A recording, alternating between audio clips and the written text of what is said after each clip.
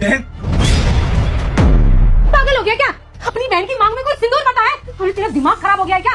तुम दोनों भाई बहन हो। माँ, भाई बहन थे, अब भाई बहन नहीं है। अब हम लोग पति पत्नी बन गए हैं, क्योंकि मैंने दिव्या से शादी कर ली है। मैंने दिव्या की मांग में सिंदूर भर दिया है। अब ये मेरी बहन नहीं, मेरी ये पत्नी बन चुकी है। भैया पागल हो गए हो क्या? क्या बोल रहे हो?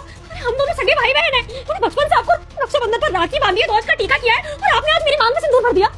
तू सच में पागल हो गया। मुझे तो ऐसा लगता है तूने ड्रिंक कर रखी है। अरे माँ, मैंने कोई ड्रिंक नहीं कर रखी है। मैंने पूरे होश और आवाज में अपनी ही बहन से शादी कर ली है, और अब मैंने दिव्या की मांग में सिंदूर भर दिया है, तो दिव्या ही मेरी पत्नी है। माँ, अगर अब आप हम दोनों के बीच में आई ना, तो मुझसे बुरा कोई नहीं होगा। दिव्या और मेरी शादी हो गई है। अब इस चीज को आप जितनी जल्दी से जल्दी मान लें, उतना अच्छा होगा आपके लिए। बेटा तू ये सही नहीं करा। तूने बहुत बड़ा पाप किया है। ये समाज तुम दोनों की शादी को कभी नहीं अपनाएगा, समझा तू? और तूने से मुझसे बिना पूछे इसकी मांग में सिंदूर बाहर कैसे दिया है? अरे कहाँ का ये न्याय है और कहाँ सीख कर आया ये सब कुछ? ये घिनौनी हरकत भला अपनी बहन के साथ में। माँ, आप न्याय की बातें ना ही करें ना, वही अच्छा है, क्योंकि ये बातें आपके मुंह से शोभा नहीं देती हैं। कल के आए हुए पंडित ने आपसे आके ये बोल दिया कि मेरी बहन मांगलिक है और इसकी पहली शादी जिससे भी होगी वो मरेगा, तो आपने इसकी शादी के लिए लड़का ढूंढना बंद कर दिया, क्योंकि आपको किसी और के लड़के को मानना नहीं था। आप भी अपनी जगह सही थी, पर आप ना इन ढोंगी पंडितों की बातों में आके मेरी बहन की उम्र निकलवा रही हो। उसकी यही उम्र है शादी करने की, और आपको ये लगता है ना कि इसकी जिससे पहली शादी होगी वो मरेगा। अब मेरी और दिव्या की शादी हो गई है, अब आपके हिसाब से मैं मर जाना चाहिए, तो मैं भी देखता हूँ कितने दिन में मेरी मौत आती है। अरे बेटा सब तो बोला, तू ये कैसी बातें कर रहा है? जब तुझे पता था कि ये मांगलिक है और इससे जो भी शादी करेगा वो मर जाएगा, तो तूने ये शादी करी क्यों? और तू दिमाग से पागल है क्या? मेरा इकलौता बेटा है तू, और तुझे कुछ हो गया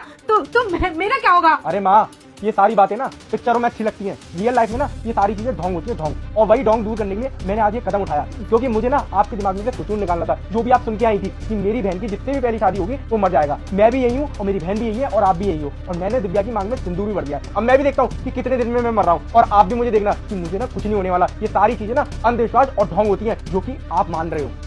बेटा पंडित तो मतलब सच ही बोलते हैं ना? और कहीं तुझे कुछ हो गया तो? और ये लड़की ये तो है ही मांगलिक। मैं इसको जिंदगी भर घर पे बिठा के रखूंगी, पर इसकी शादी नहीं करवाऊंगी किसी से, ऐसा सोचा था मैंने। अरे अब क्यों नहीं करवाओगे शादी? अब तो उसकी पहली शादी हो गई ना। आपके उस ढोंगी पंडितों की बातों में कितना दम था, अब आप खुद ही देख लेना।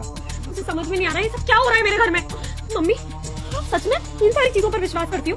और आप इसके लिए मेरी शादी ना करवाने का फैसला कर चुकी थी।